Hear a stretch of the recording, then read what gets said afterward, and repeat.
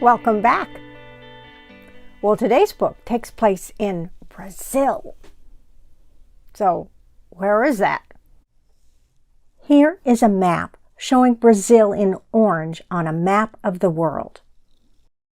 We also need to know where a very long river is in Brazil, the Amazon.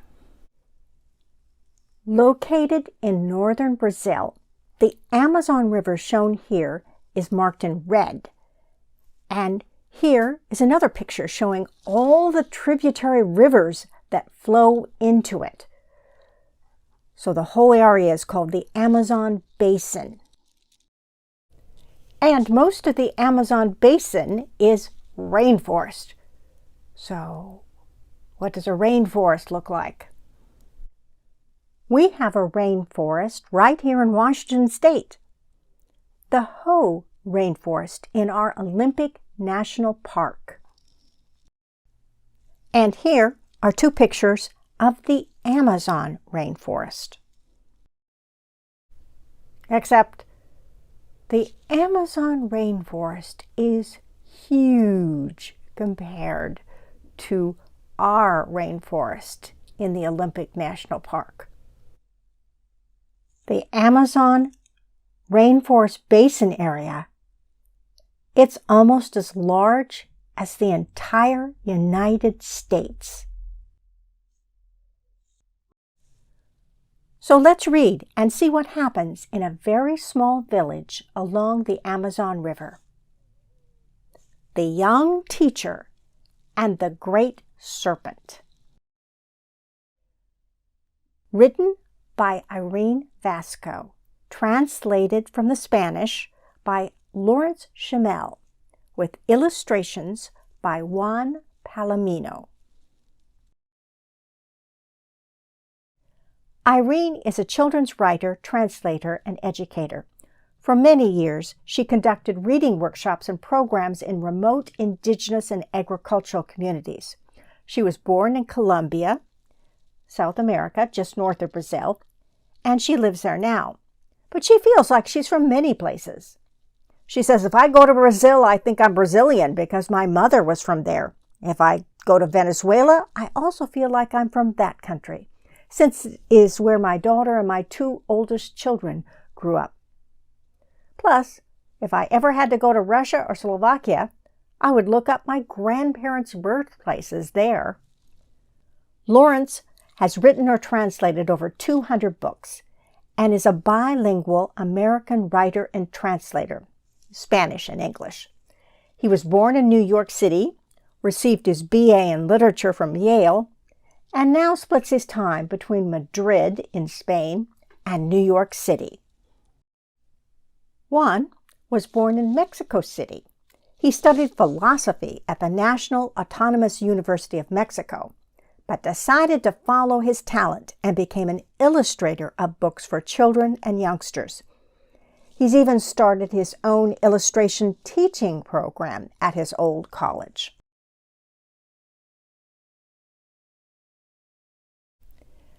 Finally, after studying for many years, the young teacher was ready for her first assignment. But when she read the name of the place where she was being sent, she was a bit unsettled. Comunidad Las Delicias, in the Amazon? She had never heard of it. She looked it up in an atlas and on the internet.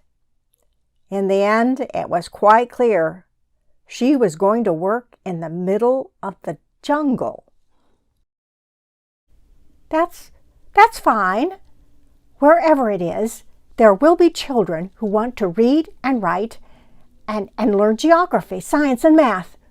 I'll bring lots of books to show them, she thought. Then one Saturday, very early in the morning, the young teacher boarded the bus headed for the Amazon. The journey was very long. She had calculated that it should take around 20 hours, but in the end it lasted over 32 hours because of a narrow highway in bad condition, full of curves, potholes, and bumps. During the journey, the young teacher shared her food with a kind woman seated beside her, who invited her to sleep at her home before continuing on to Las Delicias. The young teacher's new friend woke her in the middle of the night, handing the teacher her suitcase and her box of books. "Quick! Run! The boat's leaving! The clouds tell of a storm, and if the boat doesn't set off right away, the whirlpools in the river will become very dangerous." "Boat? What boat? I don't want to sail on the river. I get seasick, and I'm afraid of storms and whirlpools," the young teacher protested, while the woman urged her to leave. On the boat, someone loaned her a plastic tarp to protect her box from the water splashing everywhere. The books, her greatest treasure, journeyed safe and dry. 7 hours later, the young teacher, damp, exhausted, and frightened, reached dry land. "Please, can you tell me where the school of Las Delicias is?" she asked the young man who helped her unload her luggage. "Oh, that's very far from here, in the middle of the jungle." "What do you need to do there?" the young man answered her. I could take you on my motorbike to the trail, but then you'd have to walk." "Look for someone who can guide you. You can't go alone. You'd be lost within 3 steps. Oh, and get yourself some rubber boots for the swamps and the snakes. There are lots of them in the jungle." 4 days after leaving her home, the young teacher finally arrived in Las Delicias. It was a lovely place on the banks of the river. In that small enclave lived around 50 indigenous families. The older folks didn't speak Spanish. The children showed her where the tiny school was. It had no walls, nothing more than a straw roof that sheltered some chairs and a blackboard resting against a tree trunk. Determined, the young teacher improvised a bookshelf for all her books, her treasures, the only things that made her feel sure of herself. Then the children accompanied her to her new home, a little room on the hill. Every day, the young teacher went to the school and taught classes. Her students loved the stories from her books. She read them out loud in the morning, and later the children took them to their homes.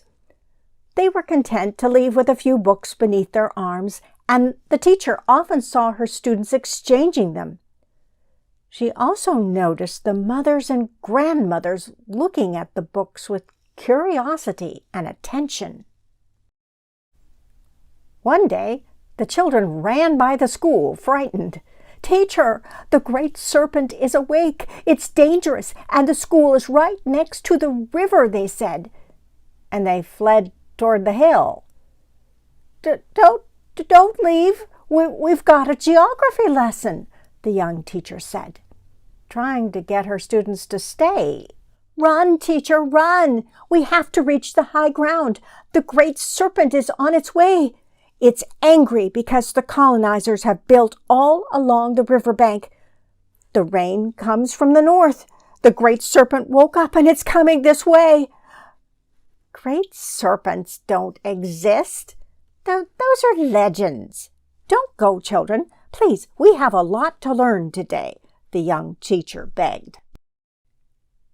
Since not a single child remained in the school, the young teacher decided to go up to the high ground. As she walked, she thought about speaking with her students' parents about the need to study important subjects and stop believing the legends. She noticed how the sky darkened, and the thunder and the lightning multiplied with every passing minute. She was stunned and afraid. On the top of the hill, she found all the people of Las Delicias, and she felt better. Suddenly, a collective murmur made her look down. The river, swollen, overflowing, impetuous, had turned into a great serpent of mud that carried off everything it found in its path. In a few minutes, in the lowlands, every house, crop, animal, and even the school had disappeared beneath the waters and the sludge. My books! My books! I have to rescue my books, was the young teacher's first impulse. Nobody paid her any attention. The next day, although it was still raining, the land was clean and renewed. Nevertheless, the young teacher couldn't stop crying. What was she going to do now without her books? Then she saw that a good portion of the community had gathered in front of her little room. With great surprise, she saw that the women had embroidered beautiful images on squares of white fabric. The children, in turn, collected the cloth squares and sewed them together. To the young teacher, it seemed like they were making books. That night, gathered around the heat of the fire and hoping that the rains would pass and the river would return to its channel, the women told stories. They spoke and sang while they passed the pages of the cloth books. Since the young teacher didn't understand the women's words, the children translated the legends and the sacred stories of the inhabitants of Las Delicias. Even without letters, their books spoke of jaguars, spirits, multicolored birds, chieftains with feathered crowns, parrots, and princesses adorned with lovely jeweled necklaces and belts. A few days later, thanks to the work of the entire community, Las Delicias had a new school with a tiny library.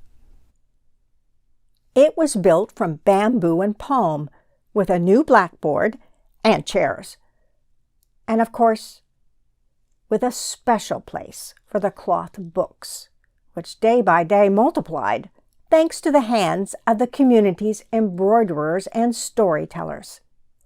Since that day, the school's most important class has been about legends. The teacher asked the mothers and grandmothers to come every morning and tell the histories of their community. What's more, the young teacher learned the language of Las Delicias thanks to the children, and the women taught her to embroider. The teacher cultivated the art of making cloth books, and that was how the inhabitants of Las Delicias learned her stories too, and what she felt in her heart. The young teacher loved the cloth books. If the rain ever wets them, they'll be dry again soon. Just like what happens with this lovely land that guards so many mysteries and legends along one of the longest rivers in the world, the Amazon, kingdom of words and of life. The young teacher wanted to stay forever. The end. So what did you think? What was the great serpent? Well, it was the huge flooding river and that wall of mud that came with it. And wasn't it a good thing that the teacher finally went up the hill to join the children and the villagers during that horrendous storm, right? But in the storm, the young teacher lost what she felt was her greatest treasure, her books, right? But then the children and mothers and grandmothers of that tiny village gave her back embroidered cloth books, which water could not ruin, and a rebuilt tiny school.